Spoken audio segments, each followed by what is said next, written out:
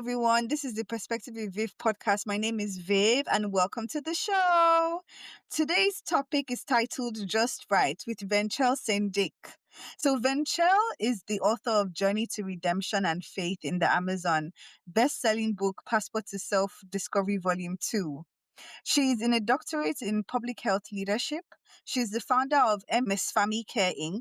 She has demonstrated leadership and innovation in public health, health equity, communications, public outreach, social inclusion, and diversity, among many others. Her writing includes subjects on public health, resilience, communication skills, assertiveness, and so much more.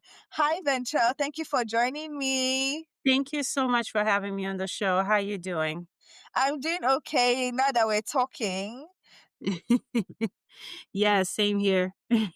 Lovely. So let's get right into the questions, please. What got you into writing in the first place? Was it love at first word, or did it grow on you over time?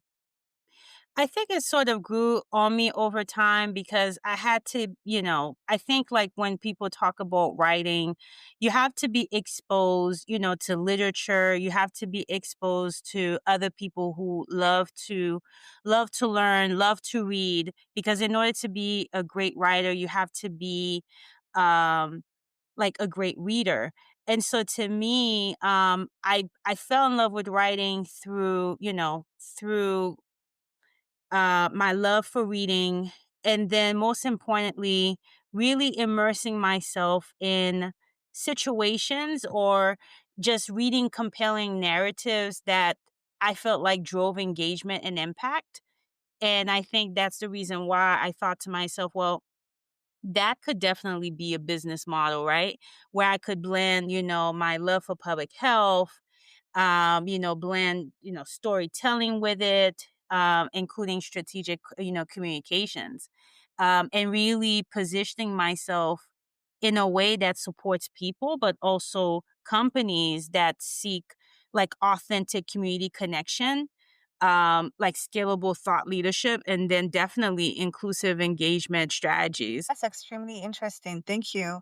So, was there a moment when you realized writing was more than a personal passion, that it could be your purpose or profession? Um, that's a great question. When did I know that writing was a personal passion? Um, I think when I realized like there were books and narratives about people who look like us that were not necessarily well represented. And then that's when I realized that perhaps like there's a niche there where I could insert myself because I'm from the Caribbean, right? And so I have a Caribbean heritage. And I thought to myself that perhaps by raising awareness to this lack of information about it, information about, again, different types of communities and for different groups of people, that it would help me champion a cause that can bring all of us together, right? So that we can continue to disrupt, the status quo, and to really portray our stories. Okay, thank you. That's a lovely answer. So, let's talk about writing as a craft.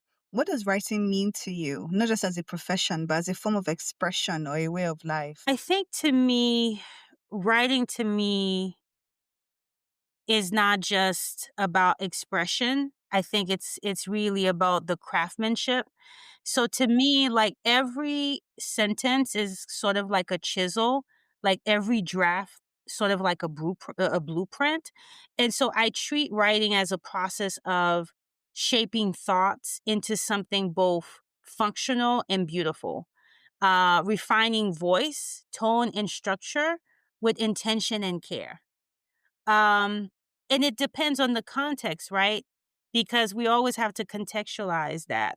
If, for example, like as someone who's in school, writing as a craft, like pretty much emphasizes process over product. So it acknowledges the technical elements. So your typical structure, pacing, voice grammar as tools that can be sharpened, through feedback, study, and repetition. So in that institutional context, it's more of a creative discipline where the writer evolves with each piece, right? And so to me, there's no right or wrong answer here. It just depends on the context that you find yourself in. Um, and then also, again, when we're talking about writing as a craft, we really trying to frame it as a skill that's honed over time. Because writing does take discipline. It does take creativity. It does take reflection, much like carpentry, painting or music. So, depending on which context that you are in, writing as a craft can take a different form. I think that's really wonderful as an answer because it is about the craft for me as well. Honestly, I'm not going to lie. Each time I drop a new piece, I see how much I've evolved. I see how much I've fleshed out the characters. I see how much I've spoken about that. I've worked on dialogue. I've incorporated showing, not telling, which is why I wanted to send you, or I sent you the story that I had just written before this podcast episode because it represents years of working on my craft. And it was like, okay, you know what? We're going to be talking about writing. Might as well bring like a personal element to it by showing you my latest body of work. I haven't released Right. a story in like years, in like let's say 5 years. So this is my first short story. It's in installments, but in a long time. So let's head into that before we speak on something else. How was that for you? I was about to talk to you about that. Are you talking about the piece that's called My House Remembers? Yes. Yes, I had a chance to take a look at it. So I'm glad that we're gonna talk about it on the show. Woo! What do you think? So I think to me, like, this piece is like richly like allegorical. It's like a deeply personal story, I think, that blends the spiritual with the psychological. Um, I may I may be pronouncing it wrong, but is it ethereal phi? Yeah.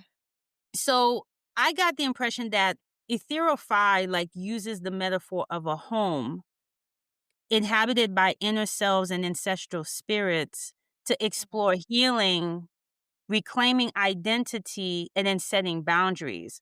So to me, when I read your piece, it read like a ritual of like self liberation, like where each room, like each piece of furniture, and even spectral presence, that's what I'm going to call it, like represents like suppressed emotions, like inherited expectations, and this gradual unveiling of personal truth. Am I on the right track here? Because I think, Yeah. like, that's what I got out of it. Some key elements that definitely stood out to me, and I was, like, journaling about it. I was, like, taking notes. I love Um, that. so the key and that's part of writing too, you gotta take notes, you gotta try to make sense of all the thoughts that are coming to you in real time, and I think one of the key elements that stood out to me, was the symbolic cleansing. Like the burning of the pale blue couch, I believe, was Yeah. to me like a transformative act because essentially what it means is that you're sort of destroying the parts of the self that you constructed to appease others, particularly family. And Yeah. this moment to me, like that symbolic cleansing is like a reclaiming of voice and agency. Then you have this multi-generational dialogue. So the presence of the ancestors, so granduncles, grandparents. And it underscored to me how family legacies like shape identity. Like when they talk about breaking generational trauma, well that's what I thought about because their differing personalities created both support and critique. Mm. So it almost pushes the person who's writing it to confront what you've inherited versus what you chose for yourself.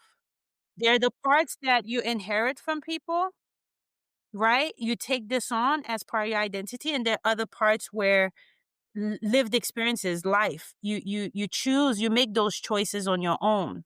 Oh. And then there was like two other things, and I'll stop because I know I could go on and on about this. But you did ask me for my advice, so here Yes, I do. Yeah. right? There's another one, I think I wanna call it self-sovereignty and boundaries. Like and I think I got this feeling when, after meditating and it was about the fixing of the front gate. Mm. And I kept thinking to myself, well, the fixing of the front gate, like what does Viv mean by that? And I thought perhaps the fixing of the front gate is a turning point, where you're no longer allowing access to people or to things, situations who diminish, violate, or fail to align with your evolving values. And then the last one was the spiritual intuition. I think that when I was reading it, you sort of opened a portal for me to see like your inner child self and that teenage self. There's an interesting dynamic between those two selves, right? Which are part of the same person. The narrator. Um, and I think by seeing the contrast between the inner child and the teenage self, I think it offers like a form of soul retrieval where you're like, it's almost like you're reintegrating forgotten or silenced parts of the self. Again, going back to what I was talking about, pushing you to confront what's inherited versus what's chosen. That was my take on it. We're gonna snap. We're gonna snap. Um, but it was a beautiful piece. So I appreciate you sharing that with me. Thank you. And I appreciate you reading and giving this detailed feedback. It really stays with me. Honestly, it's nice to be seen through your writing, especially when you're just meeting someone for the first time, but they know about writing. Moving on to techniques and coaching style. What kind of exercises or prompts do you recommend to someone trying to find their voice on the page? Um, in order to find yourself on the page, there are I think the prompts that work the best are the prompts that because there's this common theme, right, in this conversation about being seen, right? And doing the things that make you feel fully recognized, understood, and validated through the act of expression. So for me, I when I work with my clients, I really focus on prompts that are tailored to the work that they're trying to do. And I also make sure that some of the prompts cover like how they showing up for their own work, really exploring their positionality. Because sometimes when you write a poem, going back to, the conversation that was taking place between your teenage self and the teenage self and the inner child, you want to make sure that the person you're working with is clear on who is behind the steering wheel. Is it the adult version, the adult self that is writing this story? Like, what is the purpose of the writing, right? Because when we're talking about being seen in writing, there needs to be some level of emotional resonance. Like, the reader needs to feel something deeply. So you also have to reflect whether or not you have to reflect on which side of you you're presenting. Is it the healed self or the wounded self or the one who's in the in between? You know what I mean? The work in progress self. Because the writer has to tap into that universal experience to resonate with any audience. They have to tap into their raw honesty. And then it's a question of finding your authentic voice, because I can come up with any prompts under the sun, but the prompts that work the best are the ones that are generated by the writer himself or herself. You know what I mean? Because only the the writer understands their why and their motivations, their beliefs, their wounds and hopes that are leading them to seek clarity of perspective through their writing. And by doing so, the reader begins to understand your why, right? And why and why this is so important for them to read. There was a reason why you sent me the piece, right? And so now I have a glimpse, some inkling on why you wrote this piece. So that's what it is. And then it's also a question of relatability and vulnerability. The reader has to see themselves in the writing, Mm. and they have to witness. They you have to open a door for the reader to witness someone else bravely sharing their truth. That's why I kept talking about you open a portal. So there's a reason why I'm using these words. I'm not doing this haphazardly. There's a reason for that. And I think one of the techniques that I would recommend, besides coming up with the prompts yourself, probably it would be, sensory grounding. And that's where you use the five senses to anchor your truth in imagery. And usually it's very helpful if you're going to write a memoir. And that's a question that, as I'm currently working with a client right now for her memoir, that's something that keeps coming up. What does that moment, after she writes a scene, right? What does that moment look, smell, or feel like? So that's what I mean by sensory grounding. Um, Voice mapping is another one, where you're identifying how you naturally speak, reflect, or storytell. I'm a firm believer that you should write how you talk at first. Write how you talk at first, refine later, because the authenticity of your voice typically comes before the polished product, right? And then also, there's memory excavation. So essentially, I tend to ask clients to free write on key memories using prompts.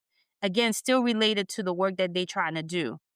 Like one prompt could be, well, a time I felt invisible was, or the moment I reclaimed myself was. And then, even in your response, it could begin to weave like a different story for you, that you can incorporate in your current work or into a sequel. Um, you want to start with the emotion, not the plot.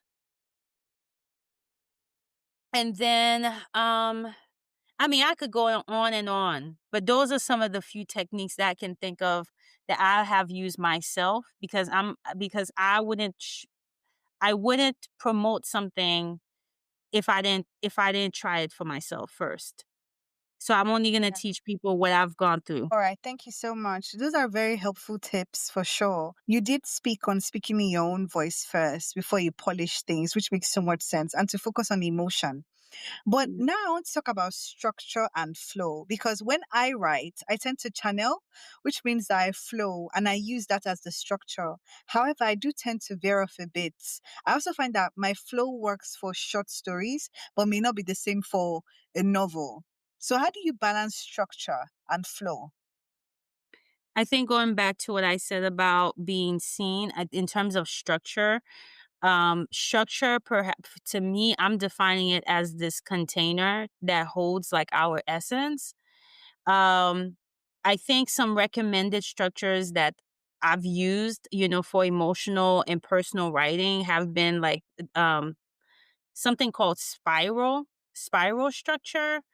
Um, it's sort of like when you start with like a moment, like in the present day, and then you loop back. You loop back to the past for context, and then you spiral forward again to see, to how you've changed. It's called the spiral structure. And that structure typically reveals like transformation over time, like sort of like you building a timeline without feeling too chronological or stiff. Um, Another one is the anchor and expand structure. That's when you anchor the reader with like this strong metaphor. Because the mind always is looking for linkages between disparate moments, right? So, if you're writing about the present, um, that's why you're looking back. You're looking back for confirmation.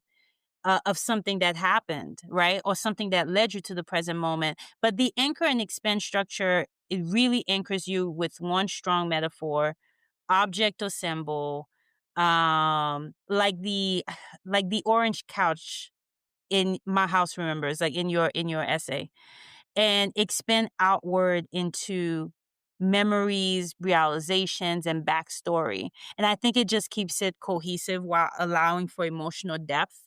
And so there was a lot of emotional depth in your piece. Um, that's what I would say, like in terms, and in terms of the flow. So we talked about structure. In terms of the flow, so I'm defining flow as how the reader would emotionally travel with you without stumbling, like through your story. And I think the ways that you can build better flow, or to establish like a current that carries you gently or urgently through the piece, is perhaps do intentional pacing. You know, like you mentioned this briefly in like the way that you do it. Um I think using short sentences is smart because you want the reader to feel some sort of urgency or anger. And then within that intentional pacing piece, you want to also use long, winding like sentences when you want them to sink into nostalgia or reflection. So there's the intentional pacing. There are tons of others. There's another one that I've been dabbling with. It's called the strategic transition. So instead of like abrupt like scene jumps, like using gentle transitions, like I didn't realize it then, but, and then finish the rest. Or much later I would understand and then finish the rest. It's kind of like you're tapping into your 2020 hindsight. So strategic transition. Um And then for me, you know, I'm always going to go back to the sensory bridges, right? If you're shifting scenes or emotions when you're writing, use a sensory detail, you know, the sound, the smell, the sight as a bridge. Um, you know, for example, the one, and then again, I'm going back to your piece, the smell spray, the smell of the spray starch. I may be making this up, but I do remember, to me, that signaled the presence of ancestors. So that's why I kept thinking about ancestral specters. But yeah, that's what I think. Really beautiful answers, honestly, and very cohesive. Thank you. So, a question for you. What's your favorite type of writing to do when it's just for you? I love to journal. I love to journal a lot, because I think for people like me who are very analytical, and especially when you are in school, like you don't always tap into the creative part of yourselves. And I think that journaling to me, helps me jump in time. It helps me see how my emotions are progressing logically. Um, and you know, again, going back to, you know, there's that sense of urgency to me when I'm writing, because what it does for me is reflect on my life. You know, reflect on my life, frame my life around like a before and after moment. You know, like when you go on Facebook or when you go on Instagram, people will have a picture where they like, you know, this was me back then. This is how I'm doing. Well, this is what it does for me. Um and I think by framing that piece around it in that way, um it just propels me into many awakenings, right? To make sense of my life, make sense of my purpose, and make sense of how I work with people and how I'm showing up for them. Again, going back to this intentionality of seeing yourself, becoming seen, but also seeing others as well. That's beautiful. And I do love journaling as well. I especially love when you go back and it's kind of like you've prophesied something, and you're like, oh my gosh, I wrote about this. Or when you go back and you're currently experiencing a different version of that experience that you wrote like 2 years ago. And I'm like, oh my gosh. So Yeah, journaling saves lives. I always say this, it journaling does does. save lives. Yeah. Okay. So let's talk about feedback. How do you coach writers through receiving feedback without losing their confidence or creative spark? I mean, we always have to remind. I think that you would want to remind your client that the first draft is never the final draft. And that when they're writing for themselves. If they don't understand what they are saying on paper, the reader is not going to understand them. Right. And that's why I keep talking about, writing is transformative work. It requires care, it requires clarity, it requires craft. It's not just about fixing sentences. And so it's really making sure that the client understands that all you're doing when you're writing is mirroring your own truth. I'm here to mirror their truth back to them with precision and compassion. And that's how I try to tailor my feedback. So my feedback follows like talking about flow and structure, really focus on the strength. I talk about what is strong about the writing, and then I never say areas of improvement. I say areas for further exploration, things that they want to perhaps take a look at, do, some additional research on, or dive a little bit deeper through imagery. But I always make sure that I validate them first. I start with what's working emotionally. I tell them how I felt about, just like I did, in real time with you today. What parts of your piece felt raw and powerful? How did I discern your voice? What were you trying to say? And then I also, in the conversation, I said, am I on the right track? That's me seeking validation from the narrator, because I don't want to project any sort of interpretations that are not aligned with your authentic voice and your authentic messaging. You know what I mean? And so I think that, and why I think it matters is because writers open their hearts on the page. If you jump, I think if you jump into edits without acknowledgement, people might feel exposed and not supported. Very true. So that's my 2 cents on it. I mean, I could go, and then, I try to be specific. I try to be specific, just like we did earlier on the show. I didn't just tell you I like it. I told you why it was strong. I gave you the praise. I gave you the reason, right? And then and I don't even think I got to the critique and the suggestion because there's nothing to critique. I mean, I just think it was yes. Say Yes. that one more time, please. Say that one more time. Ah, there was nothing to critique. There was no suggestion. You heard it live on the show. It was a great piece. I hope in our for our show that you include the link to that Yes, piece I will. Yes. because Thank we you. we referenced it today so much. So anyway, Yeah, it's a reference point for this episode. Thank you. listen. That is so sweet of you, honestly. Because I was going to ask, that's why I waited. Because obviously, Right. when a writer asks for feedback, like you said, you were specific. That's what I loved. I love that you didn't say I like it. I love that you went into imagery, you broke down things, you spoke about the things that I wanted people to talk about. I love that. So thank you for that. Yes. Oh, But absolutely. yeah. So I was going to wait because it wouldn't be well rounded if we didn't say, so what else could be worked on? But I'm glad. I feel validated. I feel really happy because it's been years since I published. So I will hold this to my heart. Thank you. Absolutely. Absolutely. My next question: how do you help writers distinguish between constructive criticism and feedback that just doesn't serve them? Hmm. I have to think about this for a moment. You asking for the difference between constructive criticism versus feedback. That doesn't serve them. Hmm. Same thing, criticism that doesn't serve them, you know? So I think constructive criticism, well, I use those interchangeably because to me constructive criticism is offering the feedback that helps a writer grow. You're just making sure that in your delivery you're not damaging their confidence or voice. You being truthful without being harsh. You being supportive without being vague. Okay. And so I think the way that I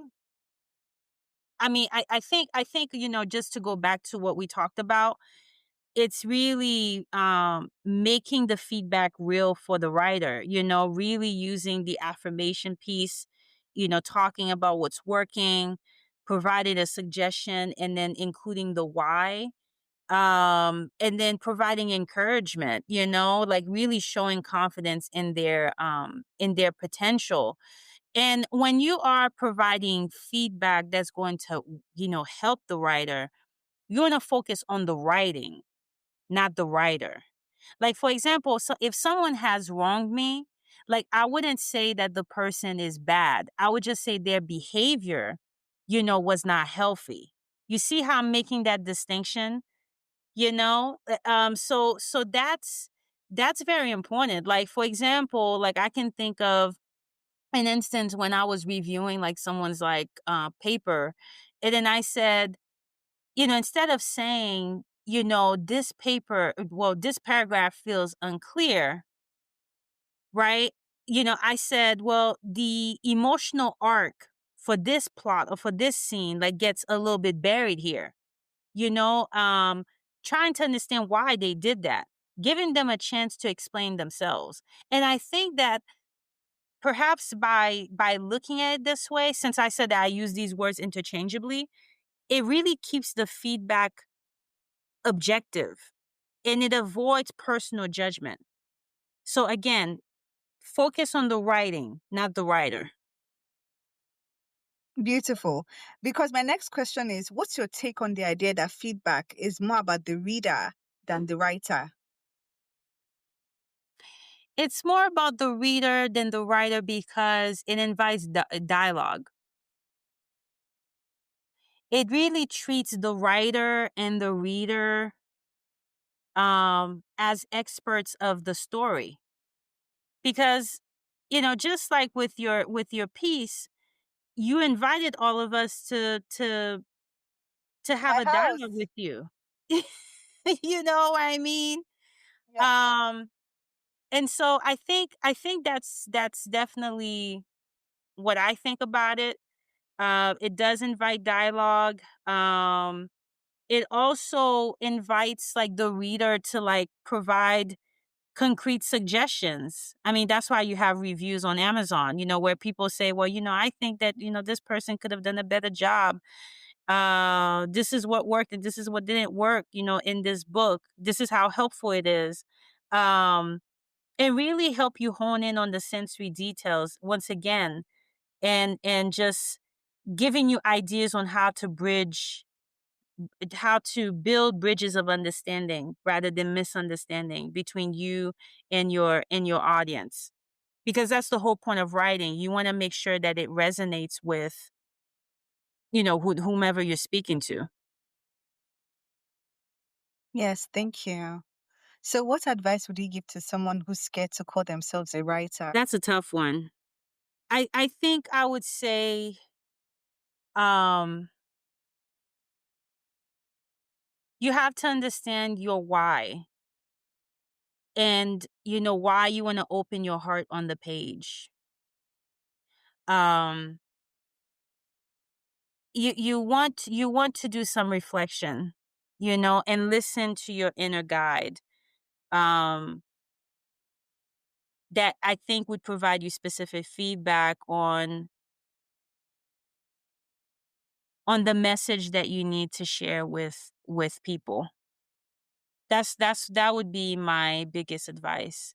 um because to me, being a writer is not a title, it's a way of life. And the only way that you're able to make it into a way of life is by, doing the little, just taking it, one bite at a time, making time to journal, like you said, incorporate it into your routine. It's like me exercising. I don't say to people like, hey, here is Venchelle, and I am an athlete. I'm not saying that. I just do. You know what I mean? Instead of being a writer, instead of focusing on on being in this scenario, focus on the doing. Focus on the doing.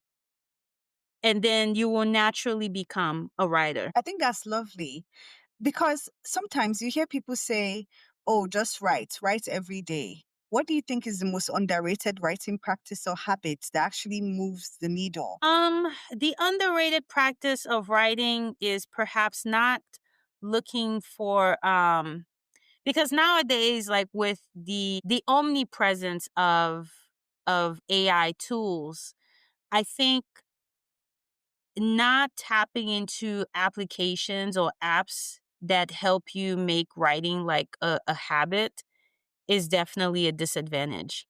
Um and I think like what one of the most underrated, perhaps transformative, um is is is perhaps writing without the intention to publish. That's another thing too. And then this pressure to get it right. I think like when you have this pressure, it really kills your emotional truth, before it's even born. So that's why I go back to understanding your why, developing your voice, learning how you sound when you're not performing, um, and really do the shadow work, the emotional depth piece where you go to places you'd normally censor. Um, and then also just allow yourself to have creative freedom. Like there's like don't have a genre box in mind. Like literally write without having any rules. Don't judge your own writing. And I know I'm saying this to myself because sometimes we can be our worst critic, but I think that some of the best soul stirring like writing that I have read happens when you're writing just for yourself. You're not writing for a reader. You're not writing for a market. You're not writing for a trend. You're not writing for validation. And that's underrated, in my opinion. I love what you said. I love that answer for sure. And that is what would lead me to my final question, which is what's one book, essay, or piece of writing that changed your life or opened your eyes in a new way? Oh, that is uh what is one book that changed my life? I want to say I always go back to The Alchemist by Paulo Coelho. Ooh, You love that? that's Okay. my Well, book. That changed my life. okay, now you got to tell us like how it changed your life because now I am now I'm curious. I'm curious. How did it change your life? I'm the one interviewing, first of all, but I'm going to answer. So, first of all, when you're a writer and you have a particular tone, but Yeah. you've not really honed in on that tone, you've not really like settled into that tone. When reading The Alchemist by Paulo Coelho, I felt like I'd found somebody else that has my tone, exactly my tone. So Right. that was one. Two, the spiritual elements beyond telling a simple story, the symbology, the lesson, the wisdom. And I'll never forget what really stood with me or stayed with me. The fact that the protagonist went on a long journey just to Yeah. find that the treasure was back at home. And the story implied that, but if he didn't go on that long journey, learning all those skills, meeting all those people, he would have found that treasure. And it just blew my mind. And from then, I just pick up any Paulo Coelho book. Like, that's the, I feel like that's the only author that really, really grabs my tone, gets my tone, because that's what made me know or feel more confident in how I write. Hence, my house remembers, because my house remembers represents the story represents me as a mature writer who has finally found her tone and has honed in on it and has developed it and matured it. Mm. Because one thing about me, I'm a philosophical, metaphorical person.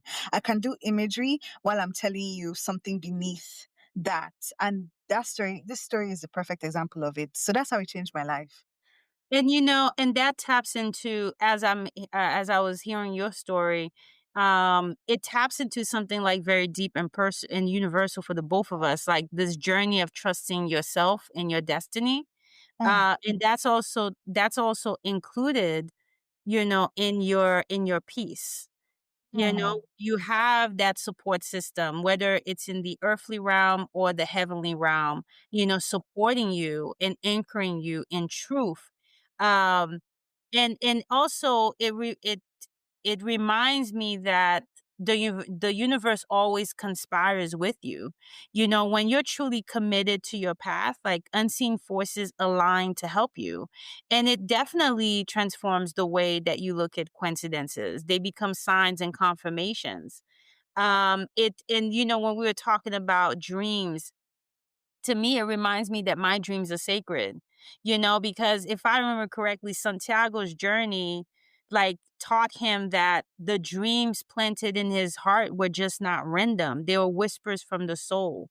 Oh, Um, and so, just following that, your destiny is not, our destinies are not selfish. It's yeah. honoring why we're here, Hmm. you Totally. know?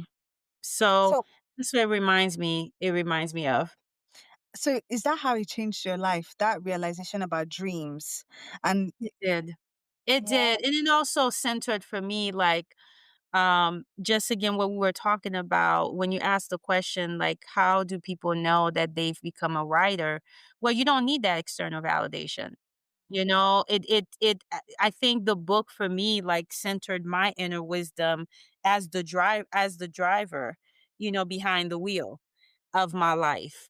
I have my own language of the world, as you would say, within me, whether it's intuition, signs, and feelings, and no one else can walk my path or decode my destiny better than me.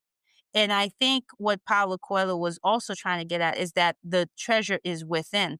Santiago's treasure was not at some distant place. It was buried where he started, like you said. So self-discovery, perhaps the lesson, the morale is self-discovery, not outward success, is the real gold. So that's how it changed my life. That's so profound. And thank you so much because it's a wonderful place to stop. Thank you for being a guest on the podcast and for teaching us about writing as a craft. I think it's just so beautiful when you can actually sit down with someone that knows their craft and they break it down so that other people that are on that path, they can follow, they can listen, they can be nourished.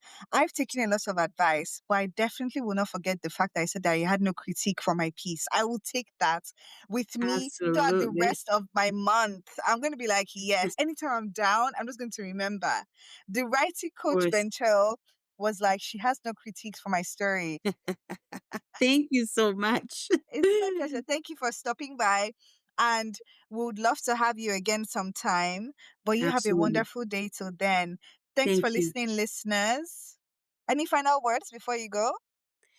Well, your listeners can find me by going to my website, visiting my LinkedIn page, Instagram, Facebook, either typing my name, which I know you'll be including in the notes section, and just um, looking up Pathway Coach Writing.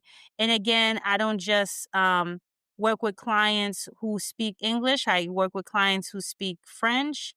And I also do it, like I said, en français and also in Espanol. And I'm definitely looking forward to meeting people and building community in that way. Wonderful. Thank you so much for sharing. Absolutely. Bye. Bye.